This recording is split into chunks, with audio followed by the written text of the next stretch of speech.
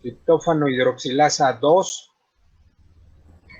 las vesículas llenas del neurotransmisor, la serotonina, su liberación al espacio sináptico y las posibilidades que tiene de interaccionar con receptores postsinápticos de las clases que ya mencionamos, desde la clase 5HT1 hasta la 5HT7, aunque en particular se separa aquí el receptor 5HT3 porque este es un receptor ionotrópico, en tanto que el resto de los receptores son receptores metabotrópicos.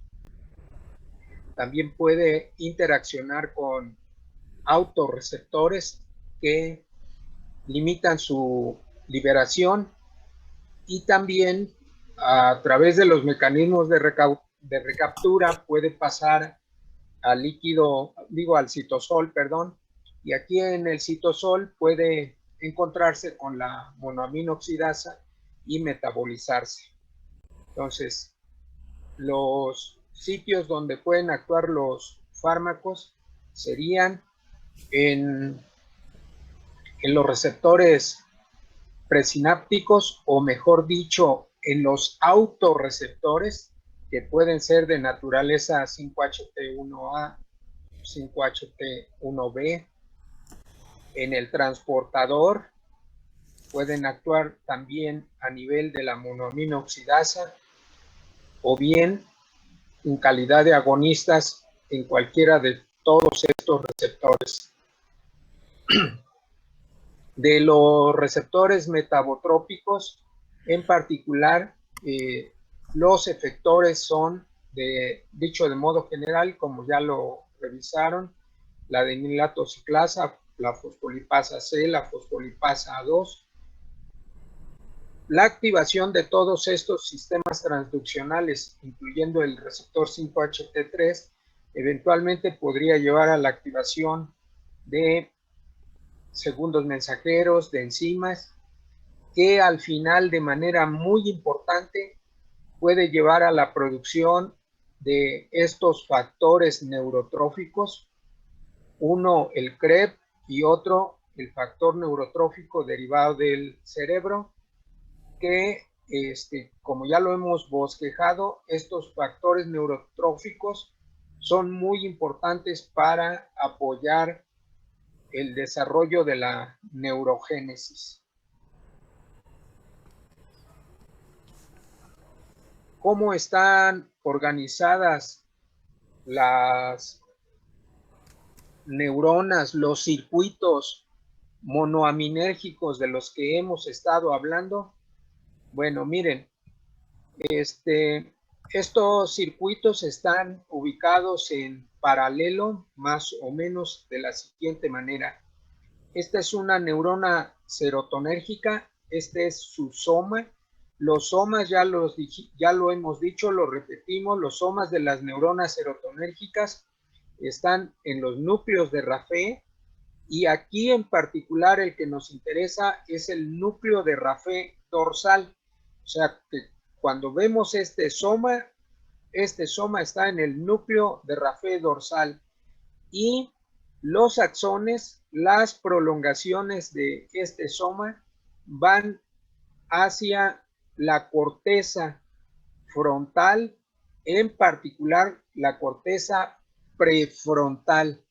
Entonces, del núcleo de Raphe, la información de manera natural va hacia la corteza prefrontal. Pero estas neuronas también envían colaterales para comunicarse con los otros circuitos monoaminérgicos. Aquí un soma de una neurona noradrenérgica. Estos somas, les recuerdo, están en el locus ceruleus, y sus prolongaciones, su comunicación va también a la corteza prefrontal. Vean que esta neurona noradrenérgica también tiene comunicación estrecha con las neuronas serotonérgicas del Raphe dorsal y con las neuronas dopaminérgicas. Estas neuronas dopaminérgicas, los somas, como lo dijimos ayer, están en el área tegmental ventral, y del área tegmental ventral sus prolongaciones van a la corteza frontal, específicamente corteza prefrontal. Es decir, este es el circuito que se denomina circuito mesocortical. Bueno, como pueden ustedes ver, tanto la noradrenalina como la serotonina tienen comunicación con el circuito dopaminérgico.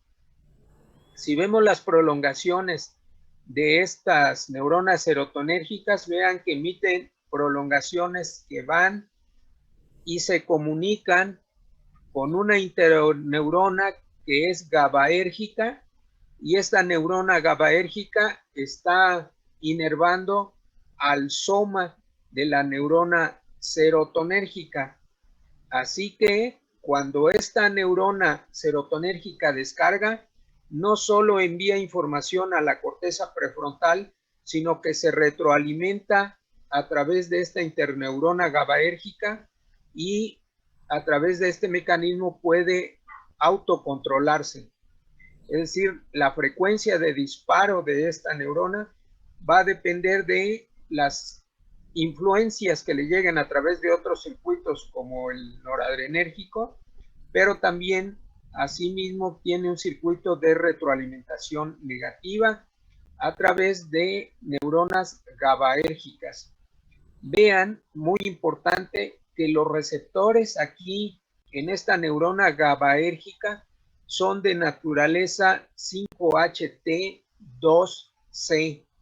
Así que los receptores aquí 5HT2C son los que activan a esta neurona GABAérgica, y cuando se activa esta, lo que hace es inhibir la frecuencia de disparo de la neurona serotonérgica. Entonces, es un mecanismo de retroalimentación negativa, de control de la frecuencia de disparo de esta neurona. Por otra parte, esta información a partir de la neurona serotonérgica también puede llegar a el circuito noradrenérgico y puede tener dos tipos de control, pero el más importante es el control a través de los receptores, otra vez 5HT2C, presentes aquí en el soma de la neurona GABAérgica. Si se dan cuenta, está subrayado aquí 5HT2C porque esta actividad es muy importante. Entonces, si se activan las neuronas serotonérgicas, aquí se libera serotonina, activa la neurona GABAérgica, y esta neurona GABAérgica va a inhibir a la neurona noradrenérgica, reduciendo la frecuencia de disparo de esta neurona. Bueno, pero tiene un doble control. Aparte de tener este sistema a través de esta interneurona, la información, los potenciales de acción pueden llegar directamente al pie terminal de la neurona serotonérgica, liberarse aquí la serotonina, y a través de receptores 5HT2A, como están señalados aquí, estos receptores estimularían directamente a la noradrenalina. Así que estas neuronas noradrenérgicas tienen un control doble, uno indirecto mediado por neuronas GABAérgicas, que es inhibición, y otro directo que es mediado por las propias terminales serotonérgicas, que es de estimulación. La diferencia es que la estimulación directa es mediada por receptores 5HT2A, y la inhibición indirecta es mediada por receptores 5HT2C. Por eso es que el día de ayer les decía yo que teníamos que tener presentes de toda la población de receptores serotonérgicos a los receptores 5HT2A y a los receptores 5-HT2C. Algo semejante ocurre con la retroalimentación o con el circuito serotonérgico, que envía proyecciones también al área tegmental ventral y también produce inhibición indirecta a través de esta interneurona GABAérgica. Nuevamente vean que los receptores aquí para activar a la neurona GABAérgica son de naturaleza 5-HT2C, y para la activación directa de los somas de las neuronas dopaminérgicas, los receptores son de naturaleza 5-HT2A. Bueno, entonces, vean también que la noradrenalina, por su parte, tiene un efecto positivo, envía proyecciones desde el área tegmental ventral al núcleo de Raphe dorsal y también envía proyecciones estimuladoras al área tegmental ventral. Así que la noradrenalina aumenta la actividad de las neuronas serotonérgicas y también aumenta la actividad de las neuronas dopaminérgicas. Bueno, esto es para que recuerden que si de alguna manera, por algún tratamiento farmacológico, podemos aumentar la actividad de la serotonina, esto también va a llevar o puede llevar a un aumento de la actividad de las neuronas noradrenérgicas y a un aumento de la actividad de las neuronas dopaminérgicas. O bien, si activamos al circuito noradrenérgico, también podemos activar al circuito serotonérgico y al circuito dopaminérgico. Bueno, esto es aquí a nivel de los somas, de los núcleos, donde están los somas de cada uno de estos neurotransmisores. Ahora, aquí en el soma de la neurona serotonérgica, vean que se señala que este soma tiene receptores de naturaleza 5-HT1A y vean que son los más abundantes, porque aquí se señala que puede haber también de naturaleza 1D, de naturaleza 1B, pero la densidad más alta corresponde a los receptores 5-HT1A. ¿Qué hacen los receptores 5-HT1A aquí? Pues cuando se activan, lo que hacen es inhibir la frecuencia de descarga de estas neuronas. Así que la función de los receptores 5-HT1A presentes en los somas y en las dendritas de estas neuronas es reducir la frecuencia de disparo. La activación de las neuronas serotonérgicas de parte de la noradrenalina, vean que es mediada por receptores de naturaleza alfa 1, igual que acá en los somas de las neuronas dopaminérgicas. Pero, como se señala también aquí, hay un mecanismo de retroalimentación negativa, en este caso a través de receptores alfa 2, y los más importantes son los del subtipo alfa 2A. Entonces, activar los receptores alfa 2 en este sitio es inhibir la frecuencia de descarga de estas neuronas noradrenérgicas. Y lo mismo pasa con las neuronas dopaminérgicas, tienen su propio sistema de control de retroalimentación negativa. En este caso es a través de los receptores a través de los receptores D2. Los receptores D2 retroalimentan negativamente aquí y esto reduce la frecuencia de descarga. Entonces, todas estas neuronas monoaminérgicas tienen sus controles de retroalimentación negativa para reducir la frecuencia de descarga. Por otra parte, en los pies terminales, vean, en el pie terminal donde se libera la serotonina o 5-hidroxitriptamina también tiene un control de retroalimentación negativa. Y aquí es fundamentalmente a través de la activación de receptores 5-HT1B. La activación de estos reduce la liberación de noradrenalina, de serotonina, perdón. Entonces vean, la retroalimentación negativa en el pie terminal lo que hace es reducir la liberación de serotonina. La retroalimentación negativa a través del soma y de receptores 5-HT1A lo que hace es reducir la frecuencia de disparo de esta neurona. Bueno, y acá pues los receptores posinápticos que pueden ser de cualquiera de estos tipos de los que estamos hablando.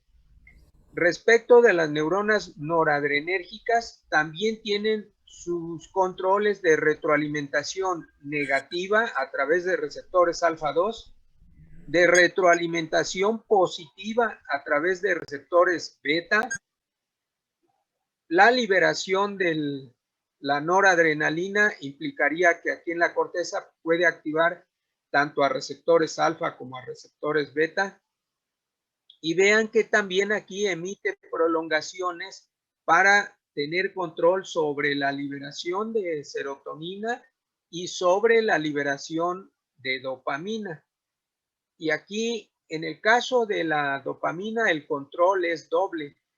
Sobre receptores alfa 2 inhibiría la liberación, sobre receptores beta aumentaría la liberación. En cambio, para el pie terminal de la serotonina solamente existe influencia de inhibición de la liberación y es a través de receptores alfa 2. Aquí ya no lo he mencionado, pero bueno, todo lo que sea inhibición de la liberación o inhibición de la frecuencia de disparo son receptores que están acoplados a proteínas GIO. Bueno, entonces vean que si se modifica la actividad de un circuito, necesariamente se modifica la actividad de los otros dos circuitos. Y muy importante que el control de la serotonina, de los circuitos noradrenérgicos y dopaminérgicos es un control doble, uno negativo a través de receptores 5-HT2C, uno positivo a través de receptores 5-HT2A en ambos casos. Bueno, a ver, preguntas sobre este circuito.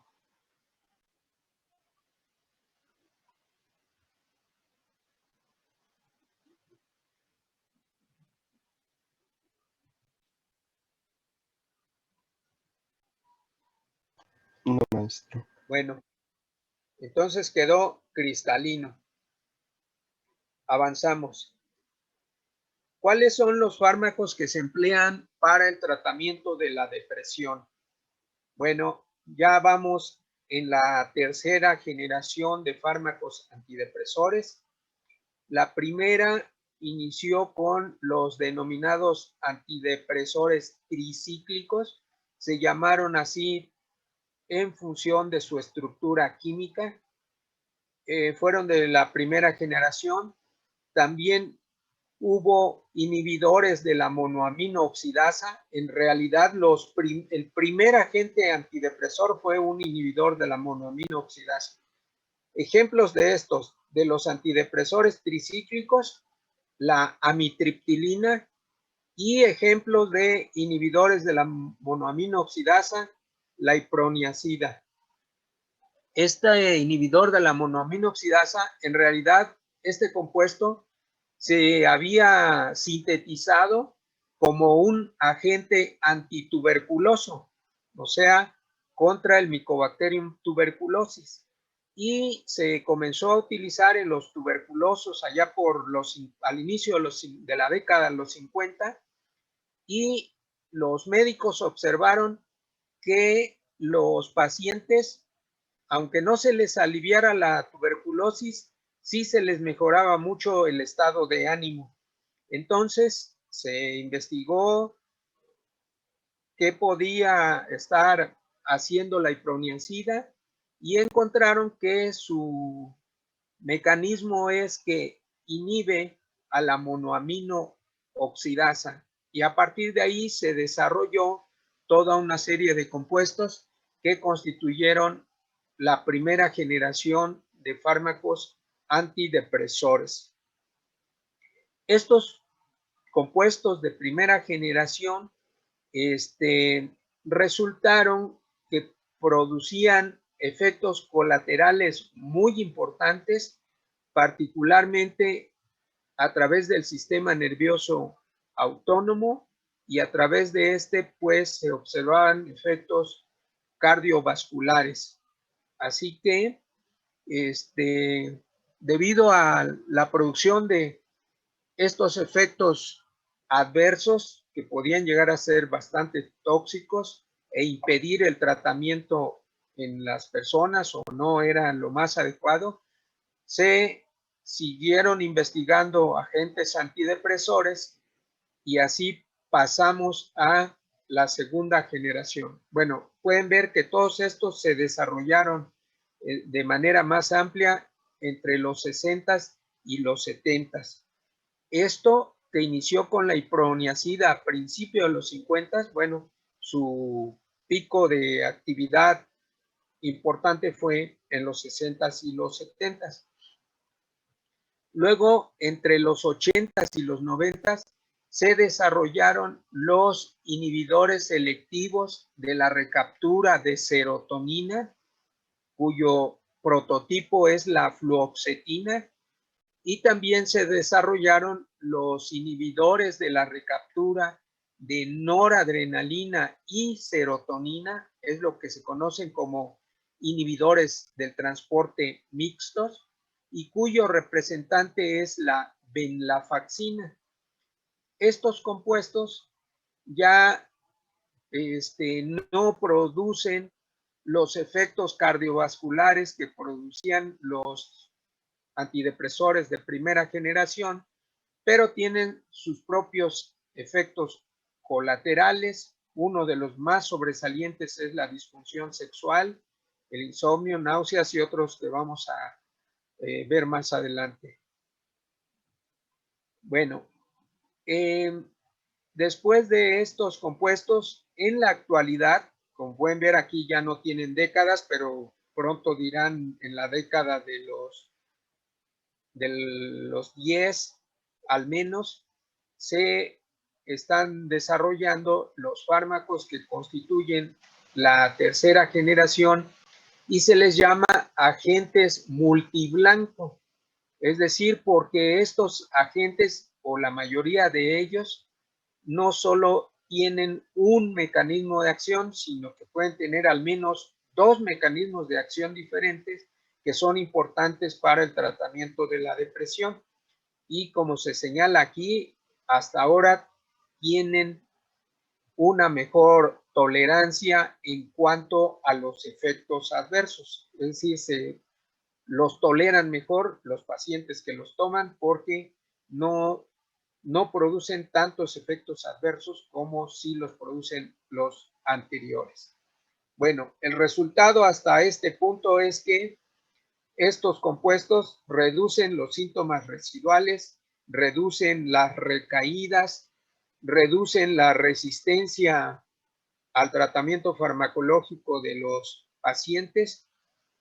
Si recuerdan, al inicio yo les dije que aproximadamente 1/3 de los pacientes son refractarios al tratamiento farmacológico. Bueno, estos de la tercera generación están mejorando esta situación, aunque no la han resuelto totalmente.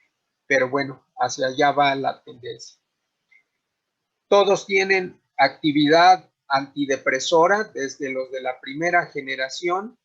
Los de la segunda generación, los inhibidores de la recaptura de serotonina y los mixtos, que inhiben también la de noradrenalina, además de actividad antidepresora tienen actividad ansiolítica, y esa es la razón por la que el maestro Valentín se los explicó en el tema anterior, que era de ansiolíticos.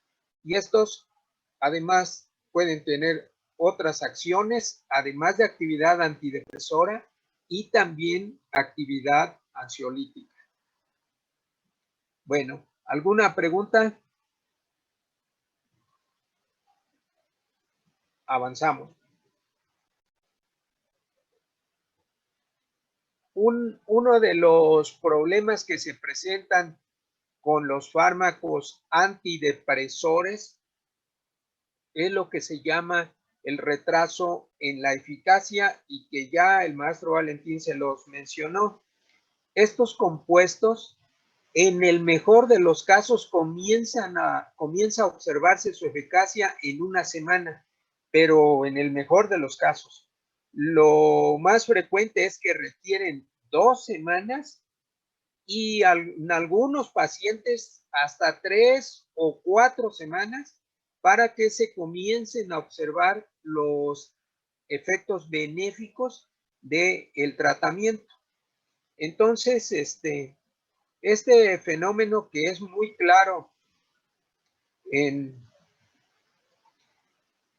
cuando se tratan a los pacientes con estos compuestos. Bueno, ¿por qué hay retraso en eficacia? Bueno, una de las razones parece ser que tiene que presentarse lo que se llama desensibilización de los receptores. Esto también ya se los comentó el maestro Valentín. ¿Y cómo es que la desensibilización de los receptores ayuda o es importante para...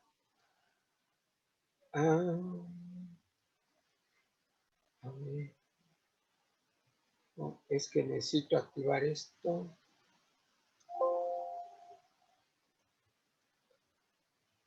Bueno, a ver, bueno, más adelante les voy a explicar cómo es que la desensibilización de los receptores es un paso importante para que se presenten los efectos antidepresores. Entonces, la desensibilización de los receptores implica estar activando a un grupo de receptores, y por la activación continua, por la dosificación continua de los fármacos, estos receptores comienzan a desensibilizarse, ya sea reducir la afinidad por el ligando, o incluso internalizarse, o incluso reducirse la síntesis. Entonces se debe de pensar que estos procesos llevan tiempo, llevan días y hasta semanas. Entonces, una de las razones por las que puede haber retraso en la eficacia de estos fármacos. También se puede producir alteración en las cascadas de transducción intracelular, es decir, más allá de la activación del efector, la producción del segundo o tercer mensajero, si fuera el caso, también tienen que reajustarse cuando se está tratando continuamente con fármacos que aumentan la actividad de la serotonina, de la noradrenalina y hasta de la dopamina. Y en muchos casos también, como vimos en la diapositiva, rápidamente en la diapositiva anterior, tiene que haber expresión genética de al menos de algunos factores tróficos, y finalmente tiene que haber inducción de neurogénesis, particularmente la inducción de neurogénesis. La producción de nuevas neuronas no es algo que se pueda hacer en horas, sino que necesariamente requiere de varios días para que se complete el crecimiento, la diferenciación, la conexión de las nuevas neuronas que se están produciendo. Y también la modificación en la arquitectura sináptica, el número de botones, la longitud de las dendritas, etc. Bueno, por todas estas razones se plantea que los fármacos antidepresores no pueden sacar de la depresión a un paciente en horas, sino que tienen que pasar muchos días para que el efecto antidepresor se observe. Bueno, esto fundamentalmente con los de primera generación, con los de segunda generación y al menos con los de tercera generación que ya se ha aprobado su uso. Hay algunos que quizá pronto se apruebe su uso y que estos sí pudieran tener efecto agudo, aunque tienen sus inconvenientes. Pero bueno, a lo mejor más adelante lo vamos a comentar al final. ¿Hasta aquí alguna pregunta? ¿No hay preguntas? Avanzamos. Los antidepresores tricíclicos que se llaman no selectivos estoy hablando de los antidepresores de primera generación, los primeros que se utilizaron, entre ellos la imipramina, la clomipramina y la amitriptilina. Entonces, vean la razón de por qué se llaman tricíclicos, porque todos ellos tienen 3 anillos fusionados.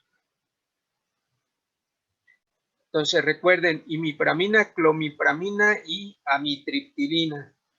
En esta tabla podemos revisar la afinidad de estos compuestos por los distintos blancos que tienen. Ejemplo, la amitriptilina, que es uno de los que les acabo de presentar. Aquí se muestra su afinidad por el transportador de serotonina, su afinidad por el transportador de noradrenalina, su afinidad por el transportador de dopamina. Y de aquí en adelante son distintas clases de receptores que pueden ser reconocidos por la amitriptilina y su constante de inhibición, porque la interacción con estos receptores es en calidad de bloqueador. Entonces, bloquea a los receptores 5HT1A, 5HT2A, 5HT2C, 5HT3. Ojo, a los alfa 1, vean que en realidad la amitriptilina, a través de su constante de inhibición, podríamos decir que es un bloqueador adrenérgico alfa 1.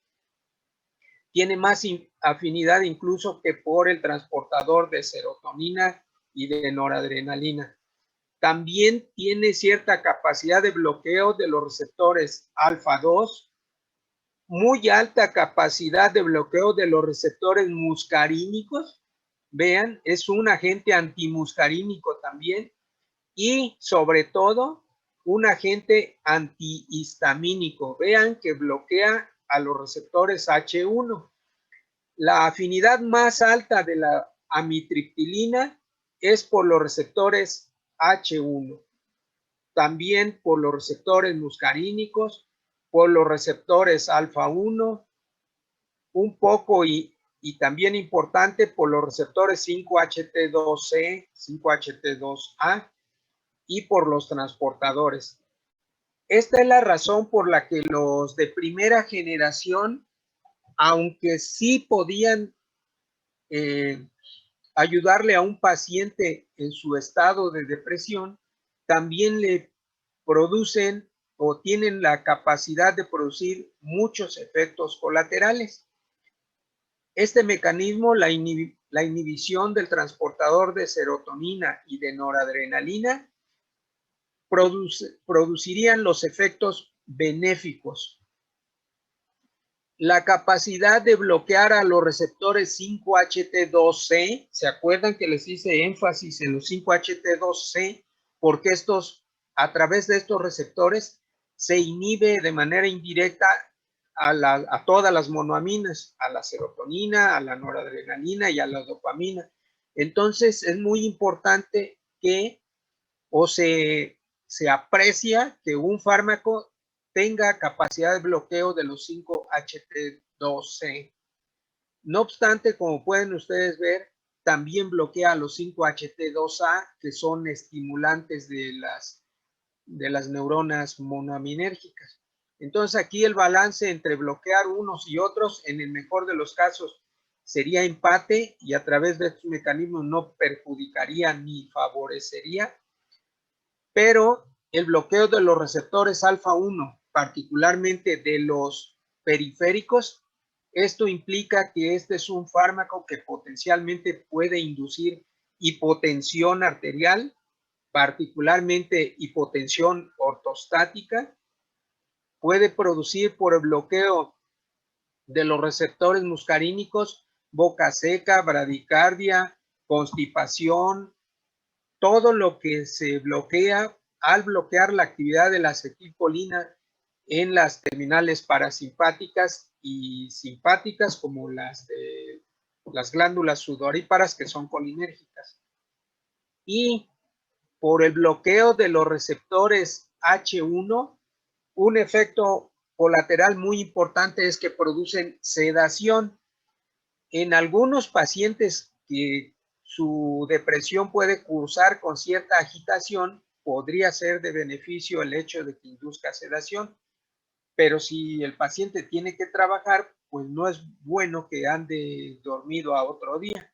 Entonces, el bloqueo de los receptores H1 centrales, porque es un efecto central, induce sedación y en algunos casos hasta una sensación como de fatiga.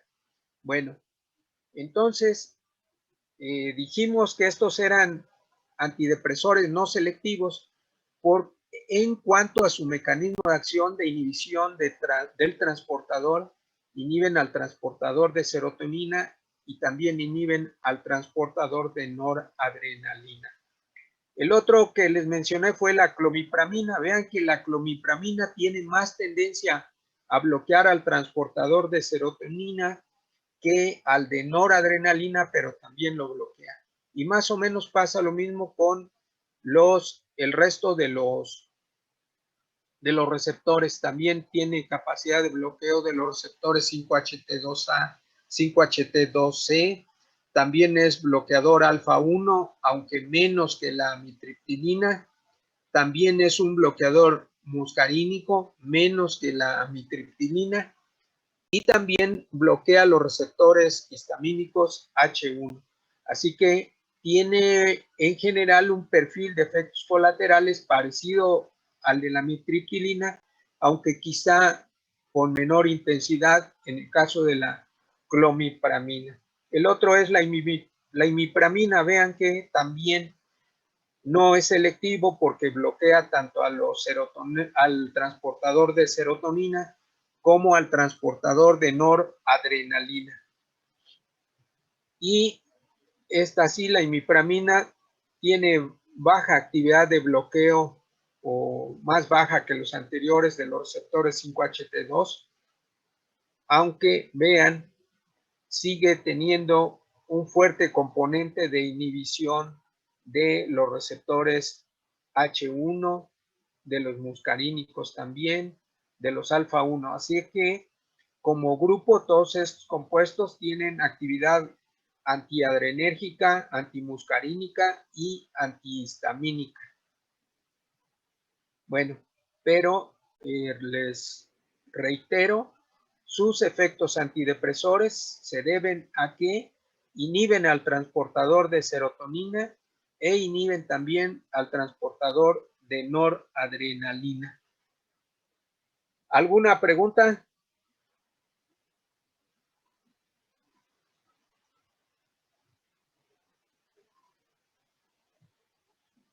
A ver, vamos.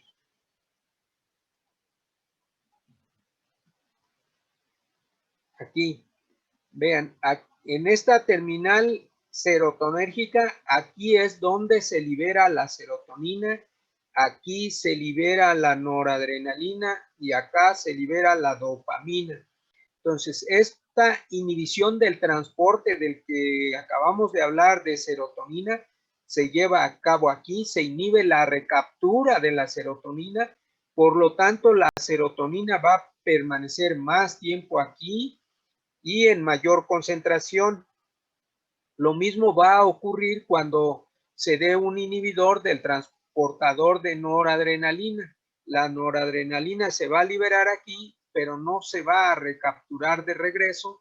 Por lo tanto, su concentración va a aumentar aquí, su vida media y la activación de sus receptores también. Y en caso de que hubiera inhibidores de la recaptura de dopamina, también sería el mismo fenómeno. Al final habría mayor activación de la corteza frontal.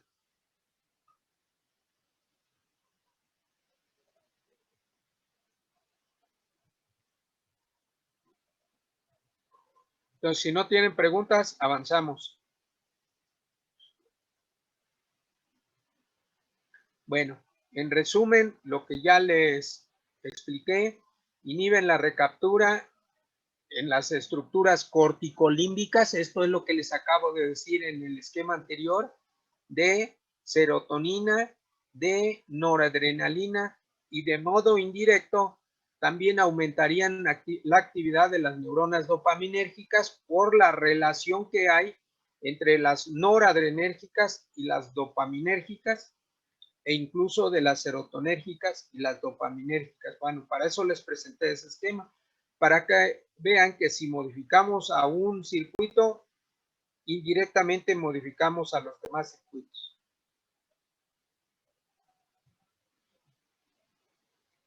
Como ya les señalé, son antagonistas de los receptores 5-HT2A, 5-HT2C. El bloqueo de los 2C en particular sería favorable, no así el bloqueo de los 5-HT2A.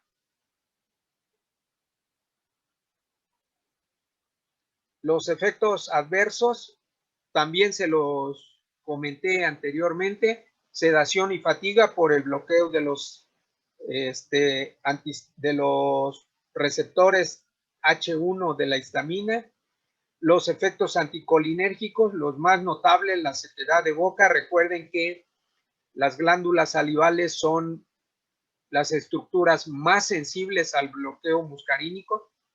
Entonces sería sequedad de boca, constipación, retención urinaria, podrían producir taquicardia por el bloqueo de la acetilcolina en el corazón y por el bloqueo alfa, pues el efecto adverso más común, más frecuente es la hipotensión arterial.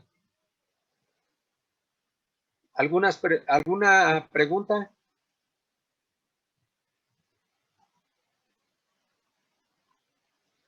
¿Sí están allí? Sí, profe, aquí Ninguna pregunta. Bueno, gracias, es para saber si no estoy hablando solo. Bueno, avanzamos. Profe, mi compañero le dice que sí podría poner la diapositiva anterior unos segundos. ¿Esta o cuál? Sí, esa. Esta, sí, adelante.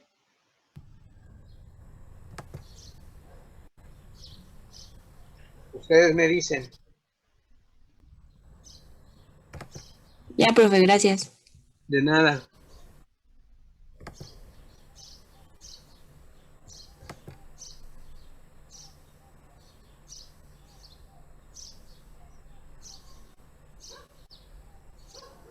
Bueno, esta es la de los efectos adversos y pasamos a los inhibidores de la MAO, que también son de la primera generación. De la primera generación, particularmente la fenelcina y la iproniazida. Estos inhibidores de la MAO se caracterizan porque no son selectivos, lo que significa que inhiben tanto a la MAO A como a la MAO B, es decir, inhiben a todas las MAOs. En cambio, la moclobemida es un inhibidor de introducción más reciente, inhibidor de la MAO, y este ya es un inhibidor selectivo para la MAO A. Entonces, este compuesto ya no inhibe a la MAO B, solo a la MAO A. Esto es muy importante porque los efectos colaterales que se pueden presentar con estos dos son de mayor riesgo, más importantes que los que se pueden presentar con la moclobemida, porque solo inhibe a una de las MAOs y la otra se queda intacta, se queda funcional.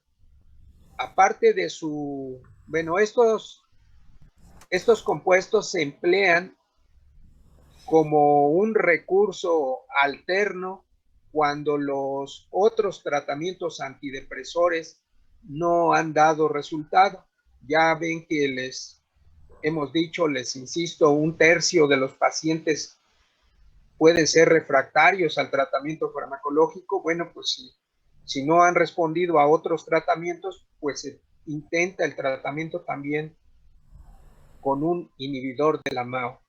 Está aquí el Diospan porque nada más como reiteración, estos son buenos para el tratamiento del pánico, aparte de su utilidad como agentes antidepresores.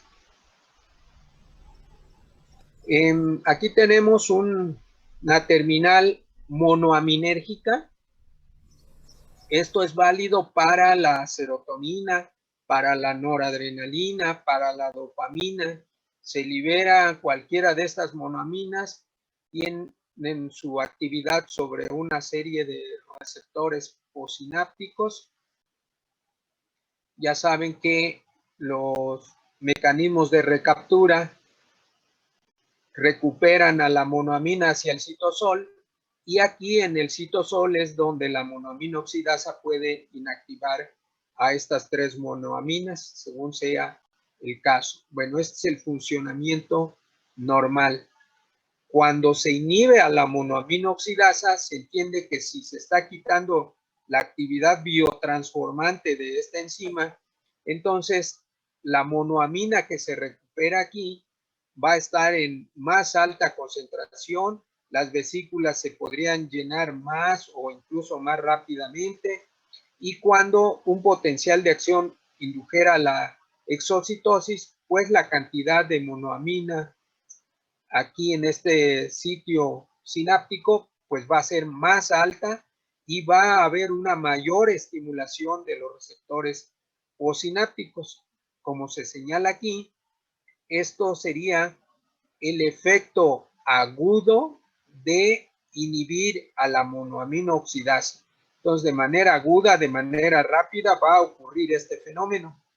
Mayor concentración de la monoamina en el espacio sináptico y mayor estimulación de los receptores postsinápticos. Pero, como se señala acá arriba, el ejemplo dice, después de 2 semanas o más de inhibir a la monoamina oxidasa, esta mayor activación de los receptores durante todos estos días va a llevar, como se señala en el esquema, a una disminución en la densidad de los receptores. Esto es lo que en la diapositiva anterior yo les había planteado que era lo que se llamaba desensibilización, y que este fenómeno de la desensibilización pues va a llevar varios días, y es una de las razones por las que se explica el retraso en los efectos de los fármacos antidepresores clásicos, diríamos. Entonces vean que aquí, resultado de estar inhibiendo a la monoamina oxidasa y de aumentar la actividad de la monoamina en sus receptores postsinápticos, la respuesta del sistema es reducir la densidad de los receptores y con ello se reduciría la respuesta en este sitio. Lo importante es, más adelante vamos a ver en qué sitios o qué clases de receptores son los que se desensibilizan primero. Maestro, Sí, ¿esos receptores no se endositan para formar otros nuevos? sí, bueno, el hecho de que la única manera de que el número de receptores se reduzca, así como es el paso del esquema de medio al esquema de la derecha, pues el mecanismo para que se reduzca el número de receptores expresados es que estos se endositen. Si recuerdan, en algún momento les hablé de la beta-arrestina. La beta-arrestina se une a estos receptores y esto es una señal para que el complejo receptor beta-arrestina interaccione con la clatrina que está aquí también en la membrana y eso inicia el fenómeno de endocitosis y los receptores se internalizan y dejan de expresarse en la superficie. Sí, ese es el mecanismo. ¿Y esos receptores quedan disminuidos después del tratamiento farmacológico? ¿O Bueno, se vuelven a sí, producir y se vuelve a si el como antes? tratamiento farmacológico se mantiene, la densidad de los receptores puede estar disminuida. Aquí, por ejemplo, para fines de lo que conviene como tratamiento para el paciente, imaginen que estos receptores son receptores 5-HT2C. Por lo tanto, el neurotransmisor que se libera aquí es serotonina. Se libera serotonina y estos receptores son 5-HT2C. Entonces, aquí es conveniente que la respuesta se disminuya porque estos receptores están en una neurona GABAérgica que está conectada con la noradrenalina, con la serotonina, con la dopamina, y la baja de la actividad GABAérgica favorece la activación de las neuronas, de las monaminas en general, de la serotonina, de la noradrenalina y la dopamina, que es lo que se requiere que esté elevado para que mejore el estado de ánimo de la persona. ¿Sí?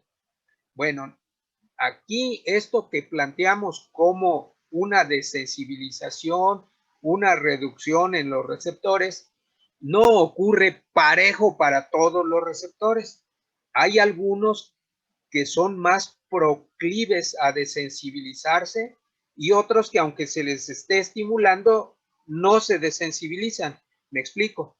Afortunadamente, uno de los que se desensibilizan para el caso de la serotonina son los receptores 5-HT2C y también los receptores 5-HT1A, que más adelante, bueno, que ya vimos que están en los somas de las neuronas y que su función es reducir la frecuencia de descarga de las neuronas serotonérgicas y noradrenérgicas.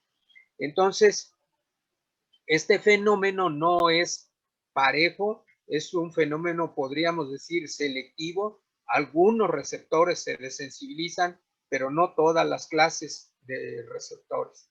Y en este caso, para conveniencia del tratamiento, uno de los que se desensibilizan son los receptores 5-HT2C. Bueno, ya no sé si contesté la pregunta o me fui por otro lado. ¿Sí quedó claro? Sí, gracias.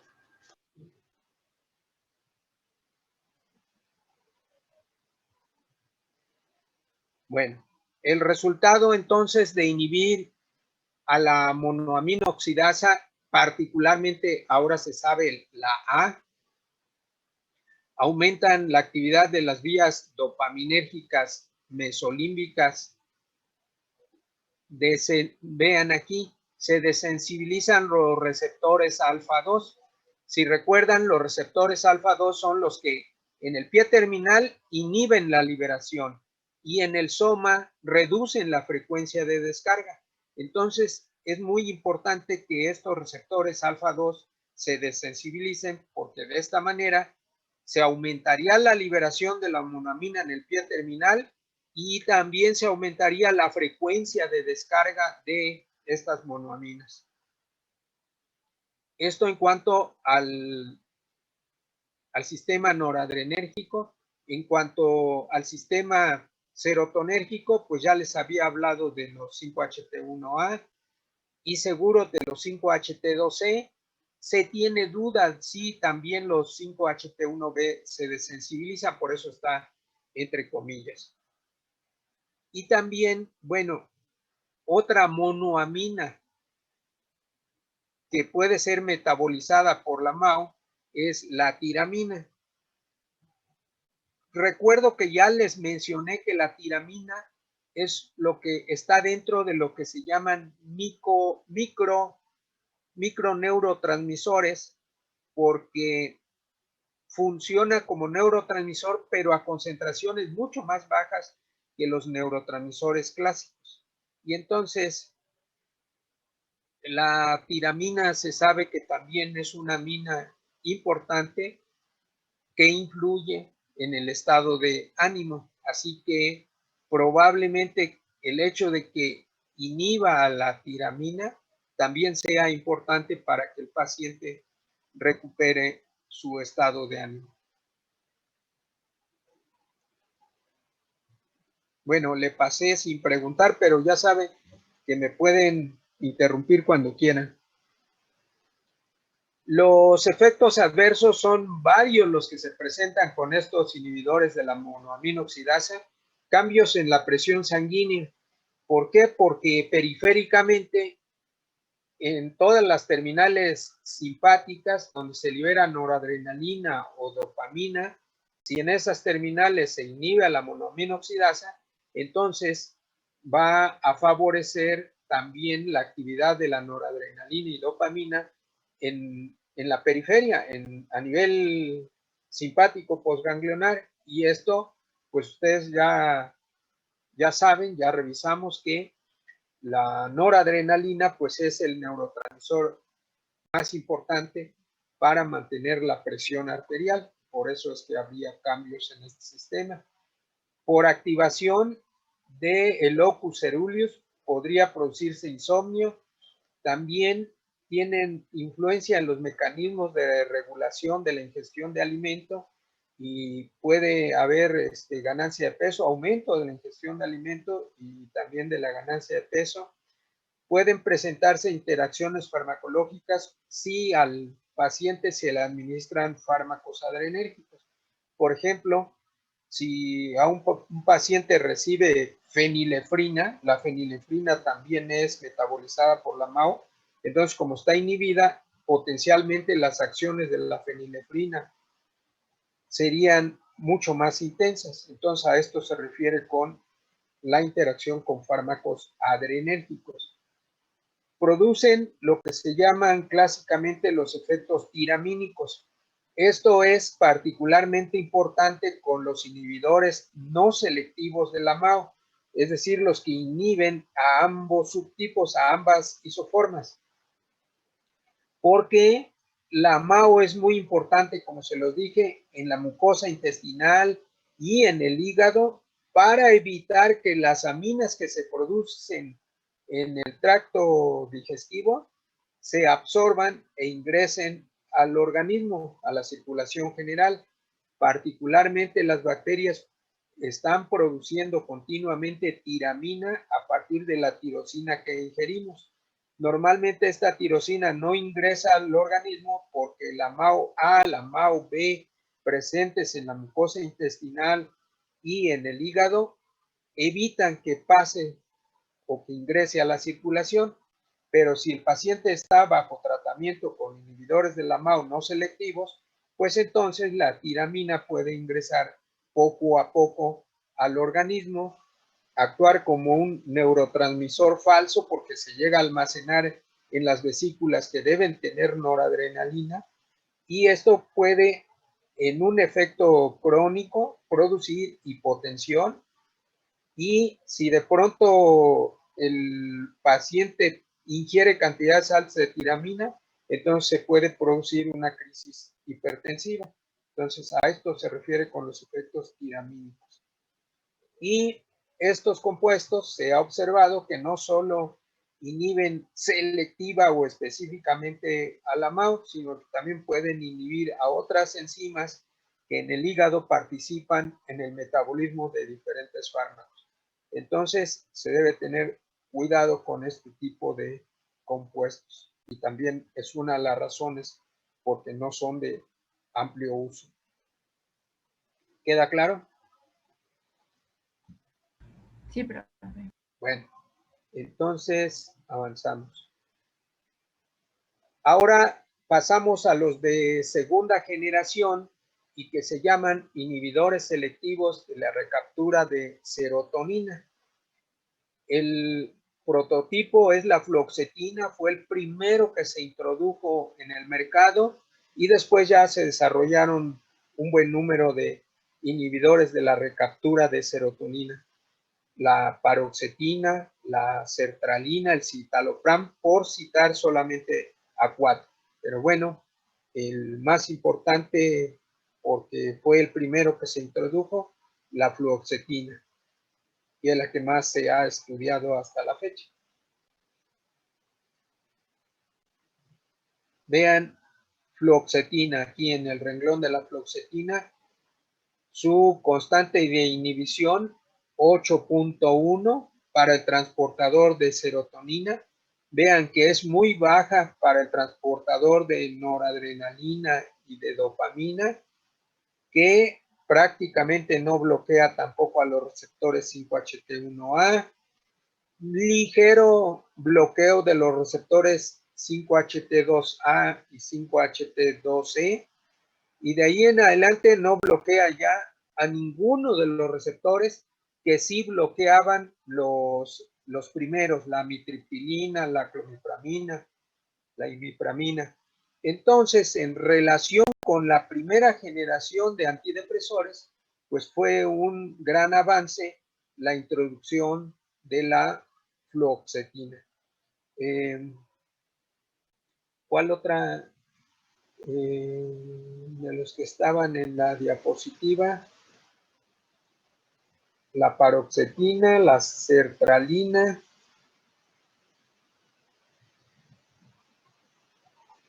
están en orden, pues creo que lo único que está es la fluoxetina. Bueno, entonces ese es el perfil de unión de la fluoxetina. Aquí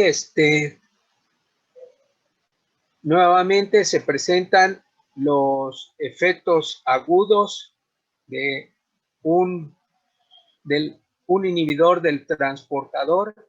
Vean, aquí la neurona es serotonérgica, lo que se libera es serotonina y aquí está el transportador.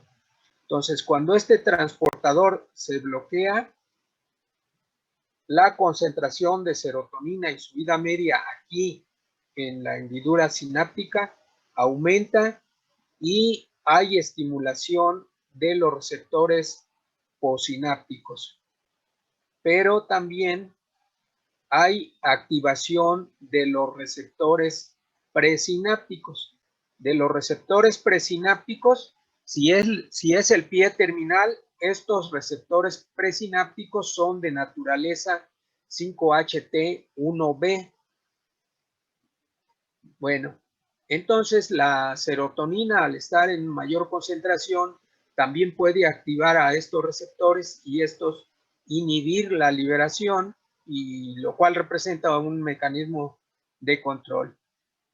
Bueno, entonces los efectos agudos son aumento en la estimulación de los receptores postsinápticos, aumento de la actividad de esta neurona, pero también aumento de la actividad de los receptores presinápticos, los cuales conducirían a una menor liberación.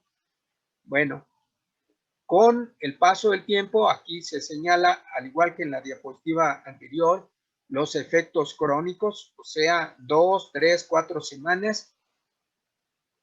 El bloqueo del receptor del transportador puede seguir si se está administrando la fluoxetina, por ejemplo, se sigue bloqueando al transportador, las concentraciones de serotonina aquí en el espacio sináptico se siguen manteniendo altas, pero vean, acorde con lo que ya les había yo explicado, en este caso, los receptores presinápticos son los que se desensibilizan primero, son los más susceptibles a la desensibilización.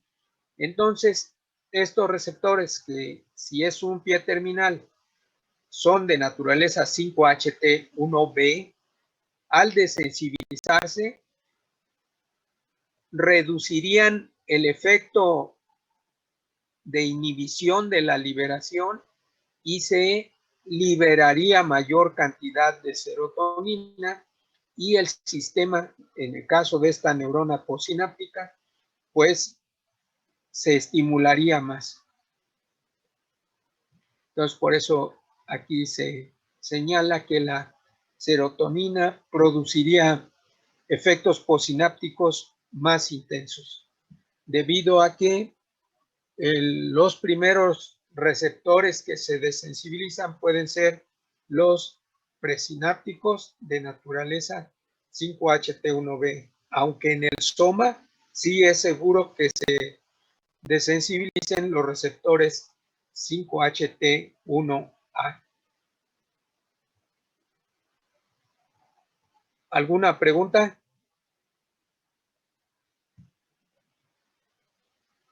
No, profe. Bueno, ¿cuál es la conclusión de inhibir a los transportadores de serotonina? Bueno, estos compuestos tienen una eficacia antidepresora igual a la de los tricíclicos, es decir, son tan buenos antidepresores como los tricíclicos. De lo que ya revisamos y explicamos, aumentarían la actividad de serotonina, de noradrenalina y de dopamina.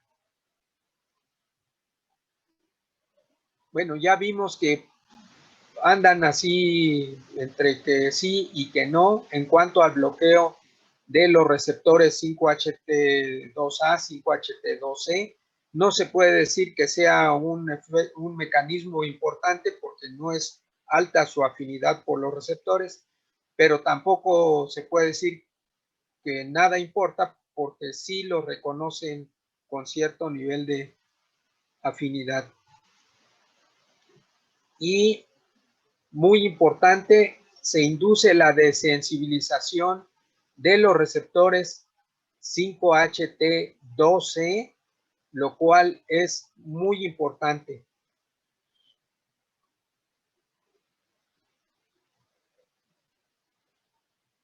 Miren, ¿por qué razón? Aquí están los receptores 5-HT2C en los somas de las neuronas GABAérgicas que controlan a las 3 monoaminas. Si estos receptores 5-HT2C en estas neuronas GABAérgicas se activan, la actividad de esta neurona aumenta y lo que harían sería inhibir la actividad de la dopamina, inhibir la actividad de la noradrenalina, inhibir la actividad de la serotonina. Entonces, si se inhibe al transportador de serotonina en este pie terminal, habría más serotonina y mayor activación de los receptores 5-HT2C. Lo mismo ocurriría aquí, lo mismo ocurriría acá y llevaría a una baja en la actividad de las 3 monoaminas. Esto es lo que ocurre de manera aguda. Y ahora se sabe que cuando se inician los tratamientos con inhibidores de la recaptura de serotonina, es cuando más se debe de cuidar al paciente porque el primer efecto no es un efecto antidepresor, sino más bien un efecto depresor a través de este mecanismo. de activación de las neuronas GABAérgicas y por lo tanto inhibición de la actividad de estas monoaminas. Si de por sí los pacientes tienen baja actividad, bajo tono dopaminérgico, noradrenérgico, serotonérgico, pues con este efecto agudo de los inhibidores del transportador pueden caer en mayor depresión, y lo que ocultó el Eli Lilly de la fluoxetina es que en los primeros estudios hubo un aumento en el número de suicidios en las personas que recibían este tipo de compuestos. Lo ocultó mientras salía al mercado, etcétera, ya que estaba en el mercado y que se comenzaron a utilizar y que se comenzó a observar este fenómeno de mayor depresión al inicio, es que ya dijeron, no, pues sí hay que tener cuidado porque incluso los pacientes se pueden llegar a suicidar. Y bueno, pues ahora es un cuidado que se sabe que se tiene que tener al inicio del tratamiento, pero pasadas 2 semanas, 3 semanas, el efecto benéfico antidepresor inicia, porque en esos tiempos, entre otras cosas, se desensibilizan, para fortuna nuestra, estos receptores 5-HT2C. También se desensibilizan los 5-HT1A, que están aquí en esta neurona, y por lo tanto esto aumenta la frecuencia de disparo de las neuronas serotonérgicas, que a la vez aumentarían la frecuencia de disparo de las noradrenérgicas y de las dopaminérgicas. Y si hay desensibilización de los receptores 5-HT1B, también habría mayor liberación de serotonina en estos pies terminales. Así que a través de este mecanismo es que estos compuestos mejoran el estado de ánimo al aumentar el tono de estas vías, y también de inducción de, al final, inducción de la neurogénesis. ¿Preguntas? ¿No hay preguntas? Avanzamos. Profesor, entonces, ¿al inicio del tratamiento están bajo observación o cómo? Sí, tienen, bueno, bajo observación pues de los familiares, cuidarlos, que no anden solos, que no, bueno, observar si, digo, esto es un fenómeno que se ha observado, pero no significa que todos los pacientes se van a deprimir y van a intentar suicidarse, como siempre, depende de la susceptibilidad, del arreglo general de los circuitos de la persona en su sistema nervioso central. No todos algunos puede ser que ni se depriman ni se recuperen, digo que se depriman más, pues están deprimidos, les dan el tratamiento, puede ser que no se depriman más, pero hay que estarlos observando y luego ya vendría la recuperación. O puede ser que sí se observe cierto nivel de depresión, pero pues normalmente se les explica que aguanten, que pronto se van a sentir mejor, etcétera, y pues cuidarlos de que no vayan a tener una actitud suicida, digamos, que la depresión no sea tan profunda. Y entonces, si al pasar el tiempo, lo más natural es que su estado de ánimo se vaya recuperando paulatinamente. Ok, gracias. De nada. Bueno, aquí ejemplos de fármacos que son fundamentalmente inhibidores de la recaptura de noradrenalina. Vean, la amitriptilina, la que menos, la imipramina más, la nortriptilina más, y la maprotilina es uno de los inhibidores del transportador de noradrenalina más selectivos, más potentes. Y de este lado tenemos a los inhibidores del transportador de serotonina. La clomipramina, como vimos, tenía mayor tendencia a inhibir al transportador de serotonina y algo de noradrenalina, por eso está aquí como menos selectivo. Más selectivo la fluoxetina, y todavía mejor que la fluoxetina, la sertralina. ¿Avanzó? Los efectos adversos de estos inhibidores del transportador de serotonina, pues los más frecuentes son los de la primera viñeta y la segunda. Inquietud, trastornos del movimiento, esto en parte porque inducen rigidez muscular, lo clásico prácticamente de cualquier fármaco, inducción de náuseas, también pueden inducir cefalea, insomnio. Esto es de los más frecuentes, pero no ponen en peligro la vida de la persona.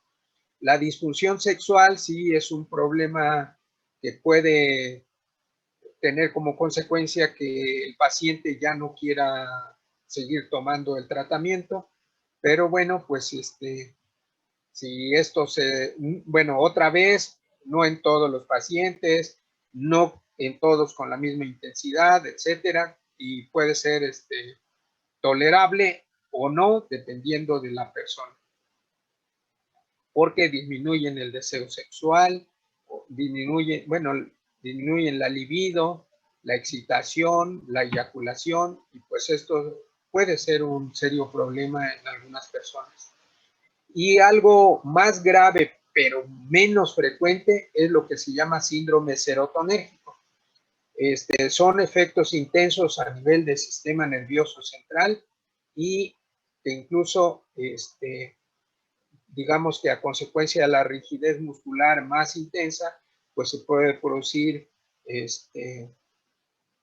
incoordinación en los movimientos, llegar a espasmos musculares, hiperactividad autonómica, o sea, aumento en la actividad de la división simpática del sistema nervioso, y todo esto es lo que se llama el síndrome serotonérgico. Esto es grave, pero poco frecuente con el tratamiento, aunque sí se ha llegado a observar. Y algo sí muy importante es que el tratamiento con estos inhibidores de la recaptura de serotonina pueden producir dependencia física, es decir, se modifica físicamente la actividad de los circuitos serotonérgicos de tal manera que cuando se dejan de dar los inhibidores del transportador, entonces la serotonina disponible en la sinapsis disminuye y esto crea problemas. Hay un fenómeno como de rebote, el paciente puede entrar en depresión nuevamente, sufrir una recaída, y esto se debe al hecho de que, bueno, si no se retira paulatina, gradualmente el tratamiento, es cuando se pueden producir estos problemas. Si por alguna razón se le tiene que retirar el tratamiento a la persona, se tiene que hacer de manera muy gradual para evitar el fenómeno de rebote.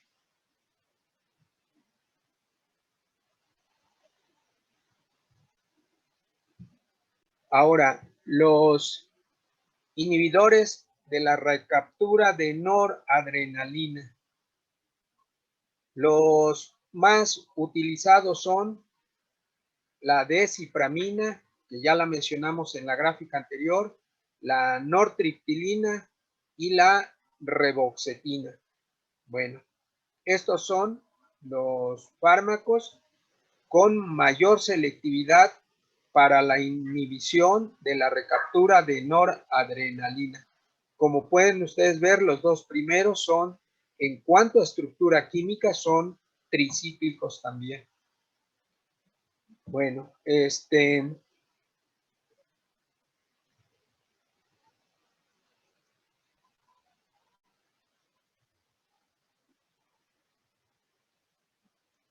bueno, veamos el ejemplo de la desciframina. La desciframina, vean, la constante de inhibición del transportador de serotonina 6.4, y en cambio la constante de inhibición del transportador de noradrenalina 9.1, es decir, en concentraciones nanomolares inhibe al transportador de noradrenalina. Y prácticamente no inhibe al transportador de dopamina, bajo bloqueo de los receptores 5-HT1 y 5-HT2A, un poco del receptor 5-HT2E, lo cual es conveniente. No bloquea los receptores 5-HT3 prácticamente, y sí produce cierto bloqueo de los receptores alfa-1, de los muscarínicos y de los histamínicos H1, pero las constantes de inhibición son más bajas que con los primeros que habíamos revisado. Entonces, esta es la desipramina. Bueno, son las 11:51. Aquí dejamos la clase. Mañana yo espero no consumir más de 20 minutos para terminar el tema.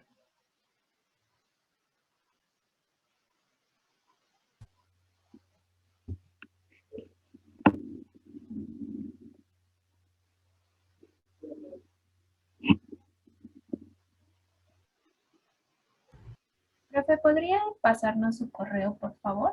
Sí, es Ramírez San Juan, minúsculas todas y junto todo como si fuera una sola palabra. Ramírez San Juan, @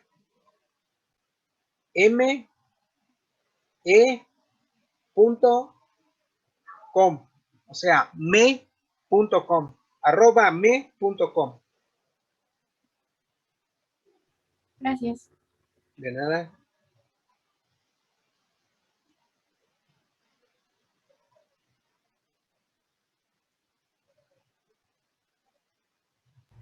Profesora, bueno, es que habían dicho que iban a subir el archivo con las fechas para exposición. ¿A subir qué? El archivo con las fechas para la exposición. Ah, sí. Lo que pasa es que estaba esperando que pasara el primer parcial para que no se distrajeran, pero ya hoy se lo subo. Gracias. Y hoy ya lo tienen hoy lo subo al clase.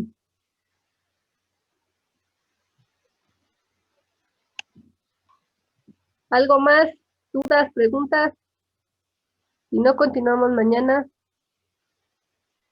Disculpe, maestro San Juan, le enviamos las prácticas, los reportes de práctica al correo que nos acaba de decir.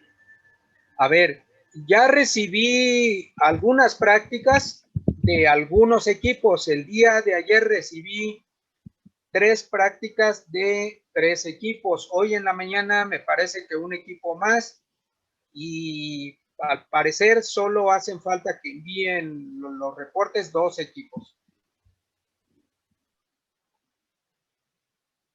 Pero los pueden mandar a este correo que yo les envié, o de hecho, yo diría que es el correo que está aquí en el Classroom, o bueno, no. No, en el Classroom está tienen uno de estadística. Gmail. Sí.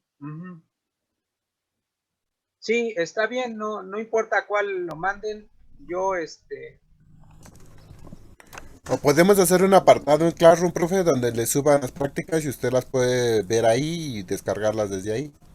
Bueno, de hecho, como ya la mayoría me las mandó al correo, entonces, pues, para que todo sea igual, mándenmelas al correo, los que faltan. A ver, ¿qué equipos faltan?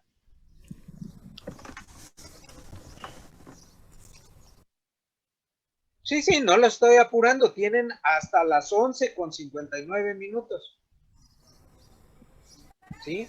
O sea, agradezco a quienes desde ayer ya enviaron los reportes, pero el límite para la entrega, les dijimos, es el día del examen, y el día del examen es hoy y es hasta las 11:59.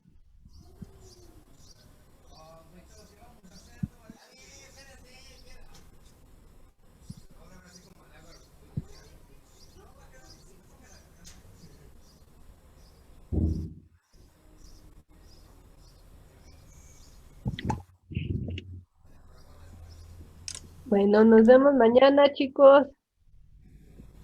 Gracias.